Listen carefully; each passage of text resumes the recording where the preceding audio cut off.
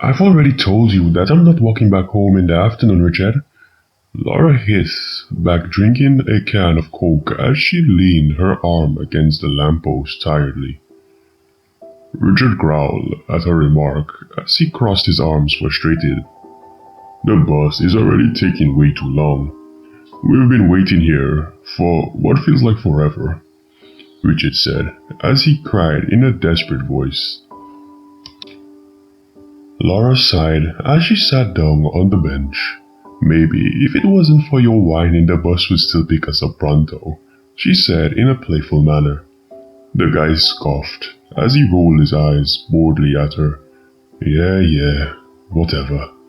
After 15 minutes of waiting, Richard decided to drift off in his seat whilst his arms were still crossed against his chest. Guess what, Laura?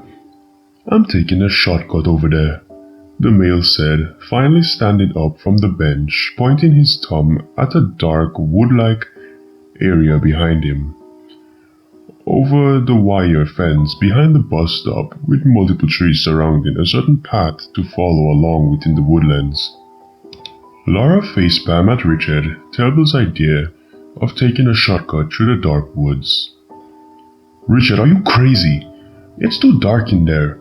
You won't see a single thing in that forest, she said, looking back at the pitch-black void behind her, hugging herself, shivering from the cold. Richard chuckled as he got his iPhone out, checking the time. Well, I brought my iPhone with me, plus it has a flashlight mode on too, as well. Which is quite handy if you ask me. See you later, alligator. He took off as she whistled calmly, walking past her, bumping his shoulder against her, one without a second thought. He took off as he whistled calmly, walking past her, bumping his shoulder against her, one without a second thought.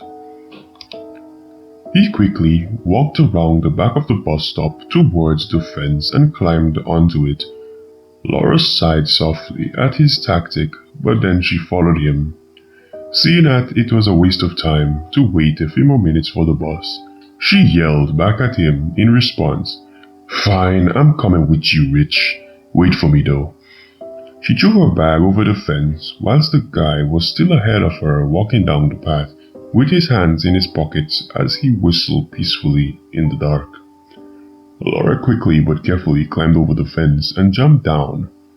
She then picked her bag up from the ground and started to catch up to him. Gosh, you're such a fast walker, aren't you? She said, having her hands in her pocket, finally next to him, out of breath almost, as he smiled softly at her. So I guess you changed your mind after all then, Missy. He smirked at her as she rolled her eyes playfully at him. She whimpered, paranoid, as the sky grew darker than ever as they walked through the woodlands for what seemed like forever. This is the last time that we are ever taking this shortcut, Laura said in a muffled tone of voice, worriedly covering her mouth with her arm as she was trying to sneeze. Richard shook his head, trying to get the flashlight on his phone working. Relax, hon. I'm here with you, J. All of a sudden, he jumped back with an "ah" as the light appeared from his iPhone, right in front of his eyes, unexpected. Bloody hell, that was bright. Well, at least we can see where we're going now, Richard said with his eyes slightly blinded from the bright light from his iPhone as he lifted up his phone like a flashlight. They started walking through the woodlands even more deeply. Everything around them started gradually fading away. The tall pine trees in a row surrounding them started to disappear in the dark too. Even the ground below them was much darker than ever, as if there wasn't a ground at all beneath their feet. The teenagers both watched the jester once again as he made a particular purple balloon appear in his hands. Upon the purple balloon's face, There was a blue outline, smiley face plastered on it. Candy Pop got closer to them as he held the balloon towards the boy and girl for one of them to take it. The bells from the tip of his hair-pointed shoes, the gesture belt around his waist, and the collar around his neck were jingling a lot at the same time. The texture of the balloon was strong and thick, stronger than those cheap lateral rubber balloons that you get off your local stores, and the balloon was of much higher quality. Both teenagers weren't sure if they should accept his offer or not. Laura looked at Rich nervously and whispered quietly in his ear, "I think we should go now.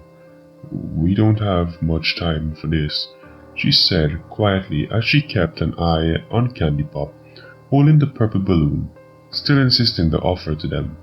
Rich nodded as he whispered back, "Agreed. He entertained us just enough tonight. Let's just get a move on." Candy Pop got even more closer to them than ever as he held his hand out to them holding the big round purple balloon, and once again, but in a more passive-aggressive way as he tilted his head looking down at them, trying to convince them.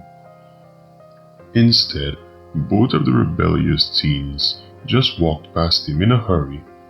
They just didn't have time for his offerings.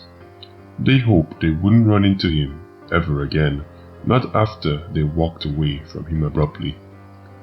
But then the spotlight was right in front of them again, and it was flickering violently as it appeared to be working again, and Candy Pop was still there under the spotlight once again, holding the balloon that was still in his hands.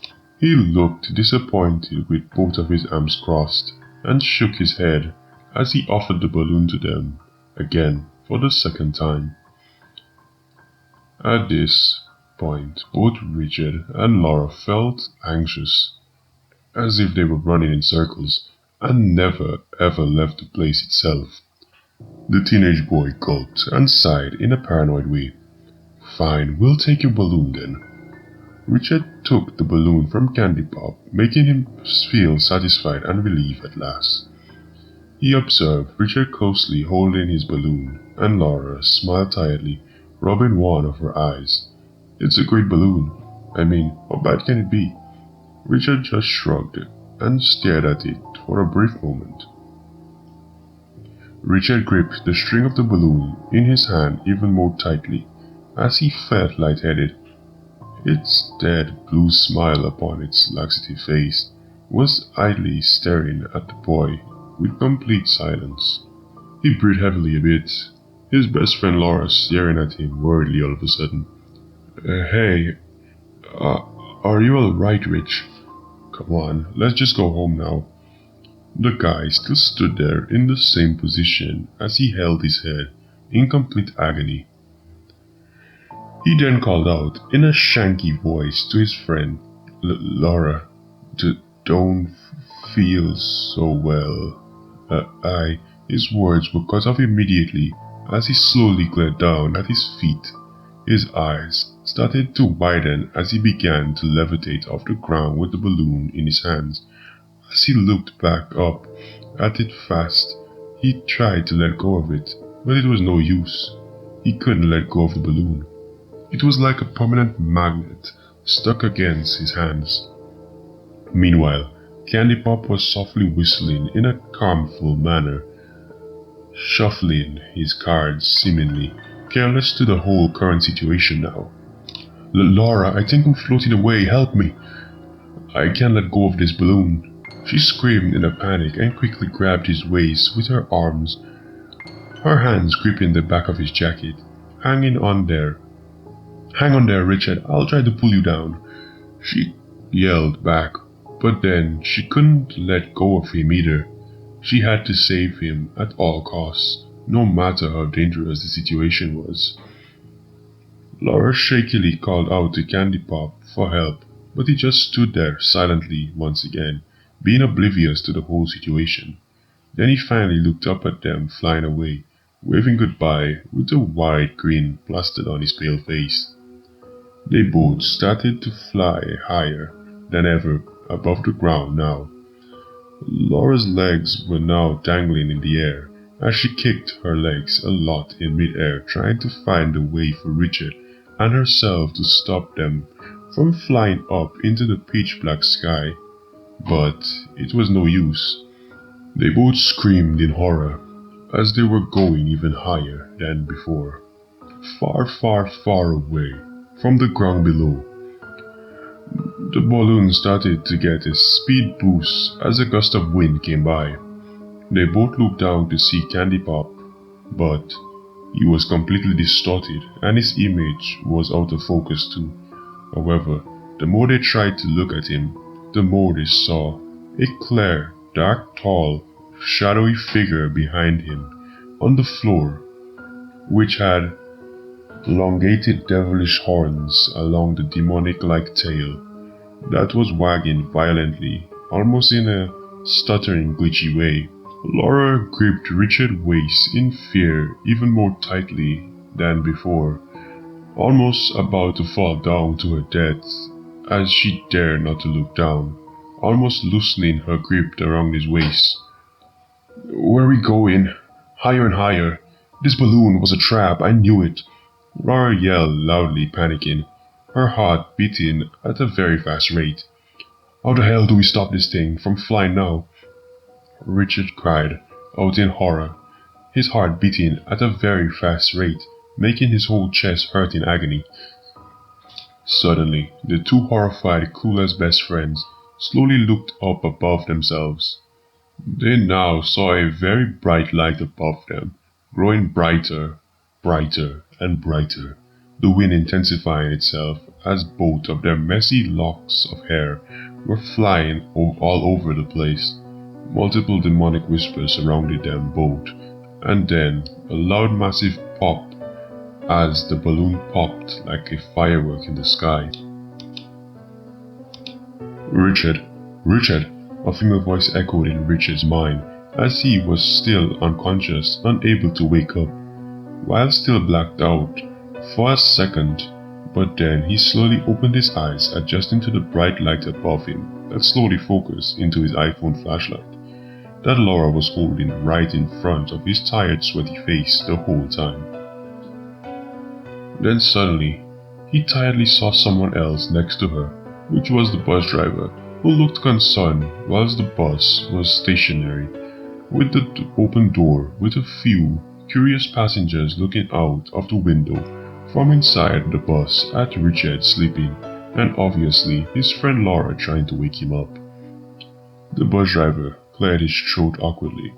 "Kiddo, your friend tried to wake you up, but he was unable to wake up for some odd reason, just when the bus arrived on time."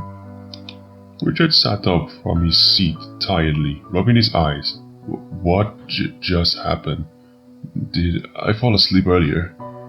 Weren't we just there a second ago?" And he stopped questioning shakily, looking back at the woodland and sky. Laura just shrugged gently. "You just fell asleep. You was in a deep slumber, Richard. I tried to wake you up multiple times, but I couldn't. I mean, at least we can hop onto the bus now," she said in a sigh of relief. However, Richard just watched the bus in front of him in a confused manner once again. He slowly stood up, light-headed slightly, as the head was spinning around as he got onto the bus with his friend. The bus driver climbed onto his seat and turned the bus ignition on, getting ready to go once again. Richard sat down, mesmerized, as he stared idly at each scenario passing by as the bus went on. He just wanted to go home and sleep in peace in his own bed and not think of anything else, especially that dream he had. A few weeks later have passed. Ever since then, it was a warm summer afternoon. In the neighborhood, there was a few people outside talking and going out too, but overall, the whole environment felt calm and sincere. Meanwhile, Richard was in his bed watching YouTube on his iPhone and chattering to Laura on WhatsApp. At the same time, having the time of his life relaxing in his bedroom as the warm, cooling breeze hit his hot skin from his wide open window. However, despite all the free time he had in his hands, he still felt that something was different, as if it was a new beginning of something. He thought twice about the dream he had a few weeks back on the bus stop, when he fell into a deep slumber. The thought of his dream still gave him chills down his spine, but then he slowly calmed himself down, knowing that he was in his own house now, and that nothing can hurt him. He shrugged it off, thinking it was just a nightmare playing tricks on his mind, as per usual. 2 hours later have passed as Richard was still on his phone chattering to Laura. He then heard his mother calling up to him from downstairs. "Richard, I've got a special gift for you, sweetheart." However, her voice sounded a little bit different. It was echoey and slightly glitched, as if her voice came from a TV, but not quite like that. Richard raised his eyebrow and stood up from his bed, thinking about it, but shook his head and smiled positively, thinking that she might have brought something good for him. He walked down the hallway and then headed downstairs. Richard looked around the living room, but he didn't see his mother in sight anywhere. The sun was hitting the warm wooden floor in the kitchen through the patio doors to his backyard. He then called out to her as he walked towards the kitchen.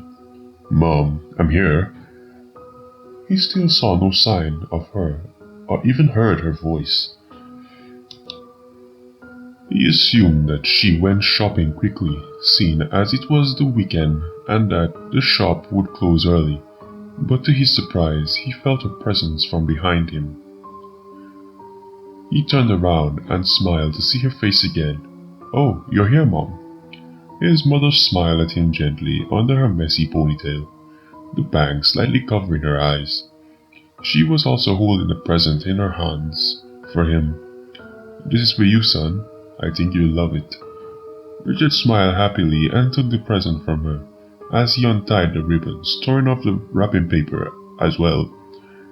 And it was a black box with a lid on it. He opened the black box.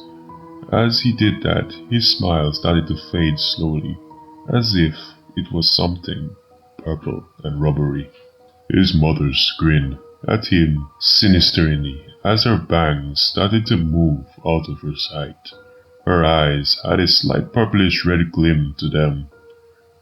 "You popped the last balloon I gave you, Richard. But don't you worry. I've got you a new one finally."